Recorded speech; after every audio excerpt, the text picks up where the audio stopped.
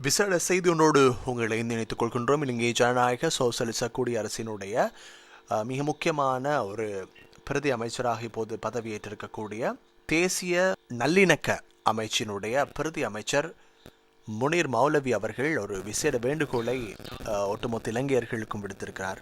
அதாவது இன மத குல பேதங்களுக்கு அப்பால் நாம் அனைவரும் ஒன்று சேர்ந்து இந்த நாட்டை கட்டி எழுப்போம் என்ற ஒரு செய்தியை அவர் வழங்கியிருக்கிறார். அதாவது இன்றைய தினம் ஊடகவியலாளர்கள் அவரை சந்தித்து பாராளுமன்ற வளாகத்திலே நேற்றைய தினம் ஒரு கேள்வியை அவர்களிடம் எழுப்பியிருந்தார்கள். அதாவது முஸ்லிம்களினுடைய பிரதிநிதித்துவம் கேபினட் அமைச்சரவையில் இல்லையே, இது தொடர்பில் என்ன நினைக்கிறீர்கள் என்று கேட்டபோது அவர் தெரிவித்திருக்கிறார், அது தொடர்பில் நான் இப்போது பேசவில்லை, எனக்கு கொடுக்கப்பட்டிருக்கின்ற அமைச்சை மாத்திரம் நான் பேசுகிறேன். அதில் நிறைய விடயங்கள் செய்வதற்கு இருக்கின்றன. நாங்கள் இன மத ரீதியாக பிரிந்து நின்றது போதும், நாங்கள் சேர்ந்து இந்த நாட்டை கட்டியெழுப்புவோம் என்ற ஒரு அழகான செய்தியை அவர் அதன் போது குறிப்பிட்டிருந்தார். இதேவேளை இதன் போது ஊடகவியலாளர்கள் கேள்வி எழுப்பியிருந்தார்கள், இந்த அமைச்சர் நீங்கள் என்ன செய்ய எதிர்பார்க்கிறீர்கள் என்று. அப்போது அவர் கேட்டிருந்தார், நான் இதனை இப்போது தான் பொறுப்பேற்றிருக்கிறேன், அந்த பொறுப்பேற்றுதலின் பிறகு நாங்கள் கலந்து ஆலோசித்து இது தொடர்பில் அடுத்த கட்டம் என்ன நடவடிக்கைகளை முன்கொண்டு செல்ல போகிறோம் என்பது தொடர்பில் நாங்கள் அங்கு பேசலாம். இப்போது நான் பதவியேற்றிருக்கிறேன், தொடர்ந்து வரும் நாட்களில் அது தொடர்பிலே கலந்துரை பேசலாம் என்ற ஒரு கருத்தை தெரிவித்திருந்தார். மிக முக்கியமாக அவர் அதில் தெரிவித்த ஒரு கருத்து தான், இவ்வளவு காலம் நாங்கள் இன ரீதியாக பிரிந்து செயல்பட்டோம், குல ரீதியாக மத ரீதியாக பிரிந்து செயல்பட்டோம், இந்த இன குல மத ரீதியாக பிரிந்து செயல்பட்டவைகள் இனி வேண்டாம், நாம் அனைவரும் இது ஒரு நல்ல ஒரு அமைச்சு கிடைத்திருக்கிறது, அதனை மக்கள் நல பணிக்காக பயன்படுத்துவோம், இதில் நிறைய வேலை திட்டங்கள் செய்வதற்கு காத்திருக்கின்றன, அவைகள் அனைத்தையும் மக்கள் நலன் சார்ந்த விடயங்களாக முன்கொண்டு செல்வதற்கு நாங்கள் தயாராக இருக்கிறோம்.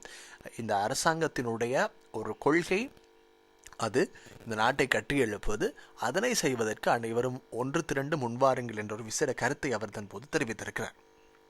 பாராளுமன்ற உறுப்பினராக இம்முறை கம்பஹா மாவட்டத்திலிருந்து அதிக வாக்குகளோடு நான் தெரிவு செய்யப்பட்டிருக்கிறேன். கிட்டத்தட்ட 1,00,000க்கும் மேற்பட்ட வாக்குகளோடு.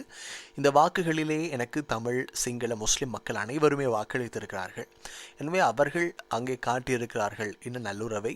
அதன் அடிப்படையில் அதற்கேற்றாற்போல் இந்த அமைச்சு பிரதி அமைச்சர் பதவி கிடைத்திருக்கிறது, மிக முக்கியமான ஒரு அமைச்சு.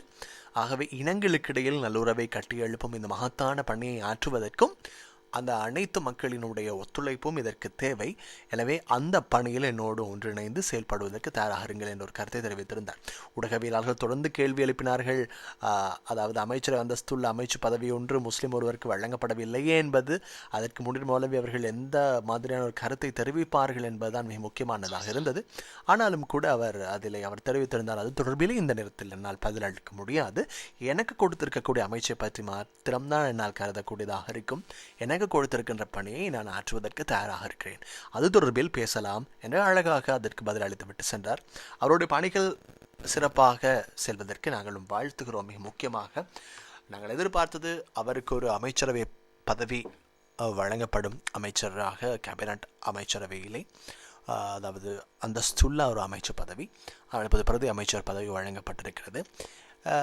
இருந்தாலும் நாங்கள் சில விடயங்களை, அதாவது எங்களுடைய முயற்சிகளுக்கு அப்பால் இருக்கக்கூடிய சில விடயங்களை கட்டுப்படுத்தும் அதிகாரம் கிடையாது. எனவே இப்போதைய சூழலில் அவர், அதாவது எங்கள் எல்லோருக்குமே அது தொடர்பிலே சில மன ரீதியான சில, அதற்கு சொல்வது என்னவென்றால், நாங்கள் நினைப்பதை போன்று நடக்கவில்லை என்பதற்காக அல்ல, எமக்கான சில விடயங்கள் எமக்கு கிடைக்கவில்லை என்ற ஒரு ஏக்கம் இருக்கத்தான் செய்கிறது. அந்த ஏக்கம் இருக்கட்டும், ஆனால் கிடைத்திருக்கின்ற அந்த வாய்ப்பின் மூலமாக நாங்கள் செய்து காட்டுவோம்.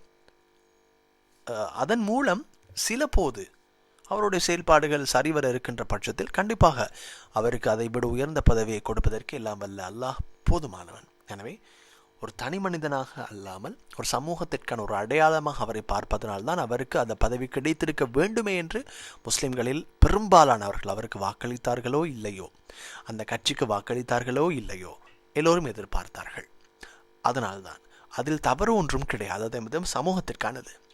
அது கிடைக்கவில்லை என்பதற்காக நாங்கள் இடையிலே கைவிட்டு விடவும் முடியாது. கிடைத்திருப்பதை வைத்து செய்து காட்டுவோம். அதன் மூலம் திருப்தி ஏற்படுகின்ற பட்சத்தில் அதனை விட மேலான ஒரு பகுதியை அவருக்கு கொடுக்கவும் கூடும். பொறுத்திருந்து பார்க்கலாம். தொடர்ந்து மனிதர்கள் அன்பான நேயர்களே.